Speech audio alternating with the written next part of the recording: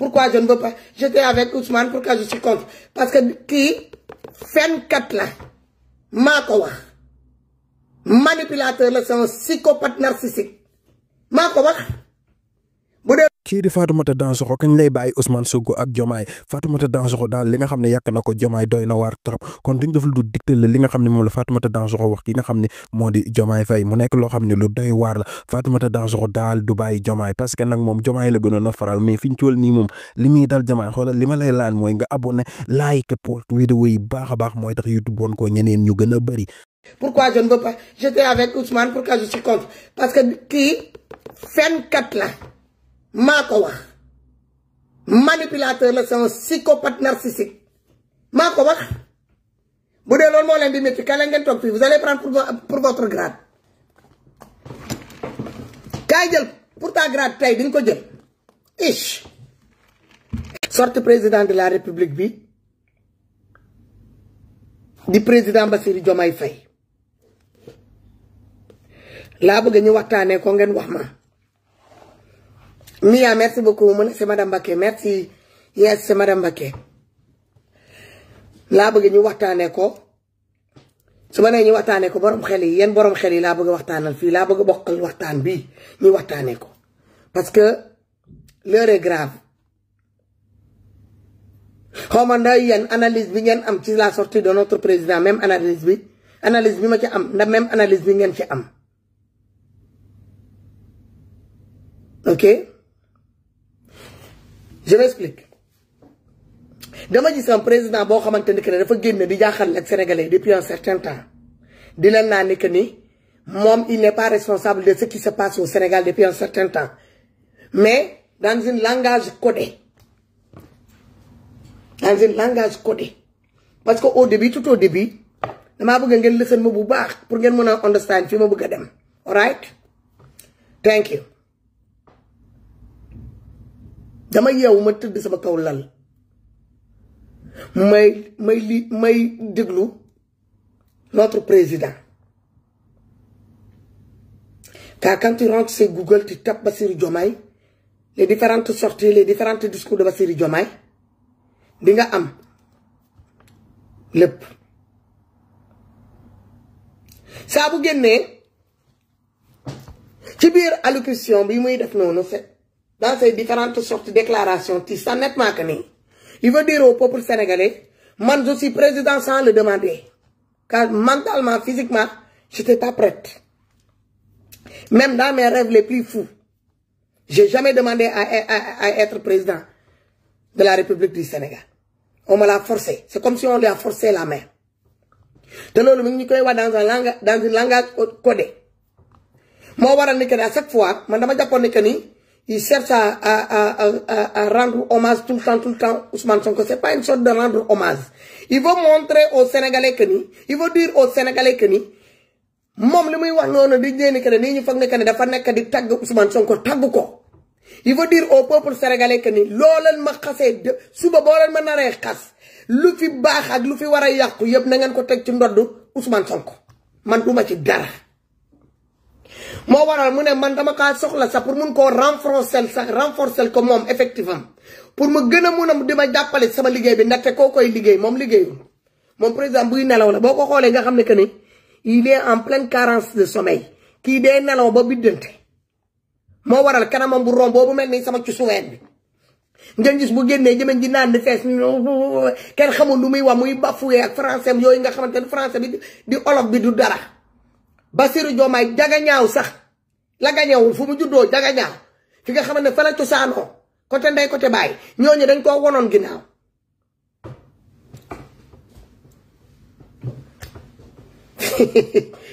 grand Félix merci beaucoup. Alright damaa bëgg ñuy kii rek ñi analyser ñun maag yéen sama team bi ñi analyser yéen borom xel yi yéen ñi nekk di tapoter live bi di partager live bi yéen laay waxal. damaa bëgg ñu ànd ñu analyser yéen ñu nekk ci TikTok ak Facebook ñu xool tuuti parce que man dama kaa déglu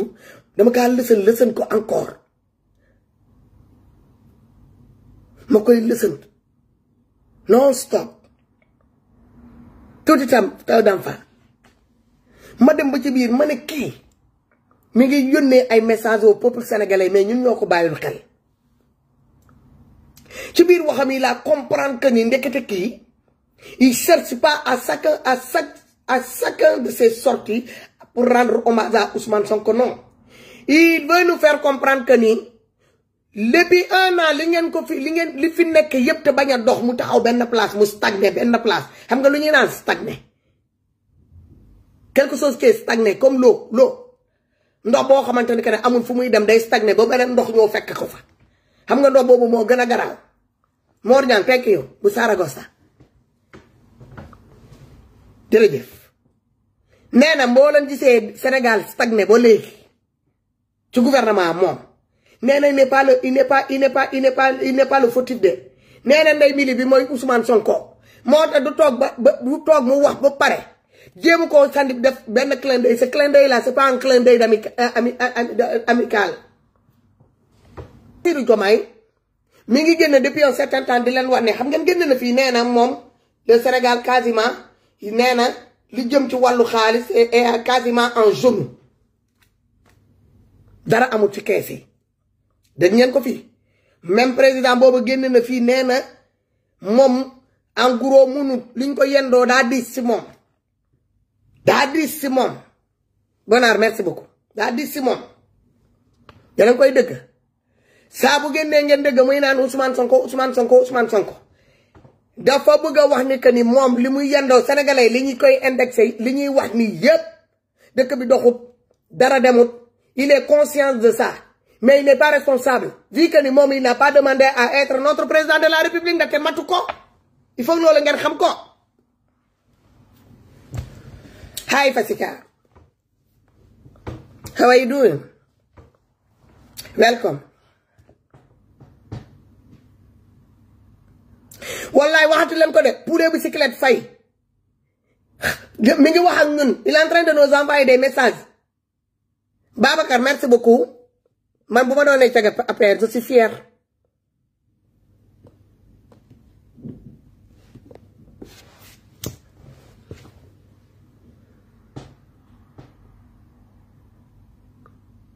Président Bassirou Diomaye li nga ko yendoo nii attaru ko. Il n'a ni le posture ni le charisme yéen a ngi dégg amul ci dara loo xamante ne que ne boo ko xoolee amul benn leeru njiit bu nekk ci moom nañu wax rek te yàlla tax na ma yàlla baal jur naa xam naa ne yéen ñi ci bëri fii jur ngeen muy góor muy jigéen da ngay xool nit nga xam ne que ne kii place bu mu nekk mérité na ko quoi da ngay sentir leer bi. kii da nga koy xool mënu président Bassirou Diomaye malgré posture bi mu am noonu fauteuil bi mu toog noonu daraja bi nga xamante ne que ne moom la yàlla jagleel ay nit yoo xamante ne ñoo war a toog ci fauteuil boobu muy fauteuil buur mooy le sommet ci teraanga li yàlla am di ko mu wàccee ko ci suuf jox ko jaamam yi mooy fauteuil buur yàlla bu demee bu def la président de la république nga jiite ñëpp yow dafa war a di feeñ ci yow mu ne pense à la mort Sonko Junior naa lay génnee fii voilà le gars il brille même pas l'air bi dugg ko car il n'est pas en phase avec lui-même il se sent pas à sa place il n'est pas à sa place. Il se sent perdu. Malgré le couvre-feu, pour tout le bling-bling, tout le confort, tous les privilèges, salaire exorbitant, vie exorbitant,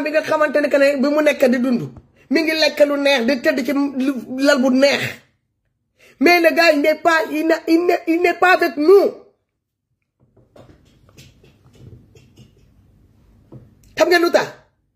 Parce que jusqu'à présent, ils ne pensent pas que moi, je suis président de la République. Ils ne veulent même pas endosser la responsabilité du président de la République.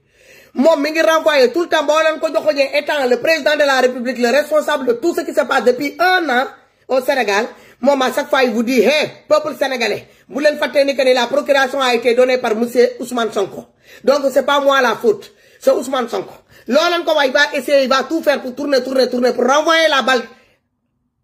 à Ousmane Sonko. Ousmane Sonko, il renvoie la balle aussi à Bassirou Diomaye. Personne ne veut endosser la responsabilité de ce qui se passe actuellement au Sénégal. Que ça soit le président de la République, que ça soit son premier ministre. Premier ministre, il est là seulement comme pour accompagner parce qu'il a été nommé par décret. Président bi moo yor lépp moo waroon a diriger bu affaire yi doxut moom la bu doxee moom la moom il est là sous instruction du président de la République xaw ma da yéen a ngi may lisan bu baax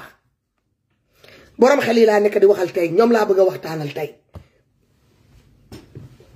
bu président de la République génnee fële kanamam bu rond boobu mel ni bal tanks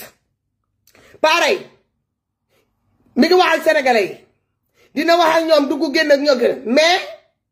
da leen di won ni que ni lu fi baax ak li fi war a ñoo baax lu fi yàqu ak li fi war a ñoo yàqu c'est pas de mes sorts sa vie kii bi na ngeen jël faute bi ngeen jox ko Ousmane Sonko la du man maay président bi ndaxte moom mooy président bi président bu demee ba nee ne que ne moom Ousmane Sonko daf ko war a renforcer sa yokkal ko ay effectifs pour kooku mu war a gën mu koo jàppale ci liggéey bi ndaxte moom munut. Cela veut dire que qui est en train de tirer les ficelles en coulisses, qui est en train de diriger notre pays. Vous n'y devez pas les chevaliers de mérite, les médailles de chevaliers de mérite. Dans l'histoire, même si les Papouasis là, moi, pikime yi nga xamantene que les Papouasis la ñi nekk te ñi nelaw te ñi yegg ci garab yi di fa fanaan bu bër sété ñu wacc ci kaw suuf bo démé fofu sen njiit yi ñoy tapal sen njiit sen chef de tribu mom moy tap médaille. Du ko jël mu jox ko ben premier ministre wala ki mu nommé ci bir groupe bi non mom mo koy tapp ba kéro bobu démé ku ko wara ñoo remplacer ñoo tok un président de la République qui doit accrocher les médailles de chevalier d'honneur aux uns et des autres. Non c'est le président, c'est le premier ministre. Xana xol len lolu même le jour de 4 avril les rôles ont été échangés inversés. Même le jour de 4 avril les rôles ont été inversés. Loolu yëpp mu waroon na doon benn sorte de jàngat ngeen bañ a toog nii rek ngeen xool image yi rek ngeen jël ko def ko benn affaire boo xamante ne que ne lu kii la parce que y a des gens au niveau international qui commencent à se poser des questions. Qu'est-ce qui se passe si on a 2 présidents de la République au Sénégal? Pourquoi c'est le premier ministre qui va comment dirais-je qui va accrocher les chevaliers de mérite aux uns et aux autres? Pourquoi pas le président de la République? Qui est le président de la République exactement au Sénégal? ginnaaw buñ dégloo ki nga xam ne mooy Fatoumata Dansoxo li nga xam ne moom la ko Diomaye wax mu nekk lu doy waar li nga xam ne wax na ko Diomaye mu nekk nag loo xamante ni nii moom dafa mel ni fi ñu toll nii nag dafa tourné guerram ci ki nga xam ne moo di Diomaye Faye parce que nee na Diomaye nekk fi lu dul di défendre ki nga xam ne mooy Ousmane Sonko te waroon a défendre tous les Sénégal tey jii mu taxaw di défendre kenn muy Ousmane Sonko rek lay défendre mooy ki nga xam ne mooy Bassirou Diomaye Diakhar Faye moom nag nekk na koo xamante ni nii ku daan défendre Diomaye la daan bëggoon na ki nga xam ne mooy Ousmane Sonko ak Diomaye ñu daan di séparé mais fi ñu toll nii li ñu gis mooy dafa bëgg séparé ki nga xamante ne nii mooy Diomaye ak Sonko mais xam na ni mënatut a nekk léegi nag muy far di fëgg ci kaw Diomaye yaakaar na ni fëgg ci kaw Diomaye mooy tax Diomaye bàyyi ki nga xam ne mooy Ousmane Sonko di ko wax jëla say responsabilité di dal ci kaw ki nga xam ne moo di Diomaye mu nekk loo xamante ne nii lu doy waar la ci diggante ki nga xamante ne nii moo di Fatoumata Dansoxo mi nga xamante ne nii fi ñu toll nii day dal ci kaw Diomaye bu baax a baax mayu dara ki nga xamante ne nii mooy Diomaye Faye ndax moo tax nag mayu ko Diomaye parce que président Diomaye dafa gis ni kat président Ousmane Sonko la mais nekkul président bu Sénégal te fi ñu toll nii ñu bëri dañ doon xaar ki nga xam ne moo di Diomaye mu nekk président ki nga xam ne mooy tous les Sénégal mu nekk nag loo xamante ni nii Sénégal yu bëri fi ñu toll nii ñu ngi dal ci kaw Diomaye bu baax a baax di xam le ni li nga xam ne discours bi Diomaye wax bari ci démb dafa daal di àtte dossier Adji Sarr boo xamante ni dossier boo xam ne ñu bëri dañ doon xaar ñu àtte ko mais ñu gis ki nga xam ne mooy Diomaye daal di koy àtte wax ne complot la woon dañ doon dal ci kaw ki nga xam ne mooy Ousmane Sonko kon mu nekk loo xamante ne nii kon Adji Sarr bu ñëwoon ni na xam ni moom yoon wi ci kawam lay dal te Sénégal nag dañ doon xaar ki nga xam mooy Diomaye mu wane ni kan moom moo jiite tout le Sénégal daal di leen teg njaaxaanaay daal di àtte dossier boobu mu nekk dossier bu leer boo xam ne sénégalais yu bëri dañ siy xaar te de njaaxaanaay mu nekk nag loo xamante ne nii lu doy waar la kii di Fatoumata Dansoxo nag moom di xamale ni kii nga xamante ne nii mooy Diomaye dafa far ba ñëpp xam ni ki nga xam ne moo di Diomaye dafa faral ki nga xam ne mooy Ousmane Sonko mu nekk nag loo xamante ne nii lu doy waar la kon di leen wax abonné leen tey like tey partagé nañ ñëwaat ak yéen ci yeneeni vidéo ki nga xam daal mooy Fatoumata Dansoxo du masa bàyyi ki nga xam ne mooy Diomaye moom fi ñu toll nii day dal ci kawam bu baax parce que dafa bëgg ñu tàggali ko mu dem farak Diomaye mën a dal ci kaw Ousmane Sonko li muy dóor ci kaw Diomaye lépp dara intéressé wu ko li ko ci intéressé mooy ñu Diomaye mën a séparé ba mu am fu mu far mën a dem dal ci kawam parce que tamit na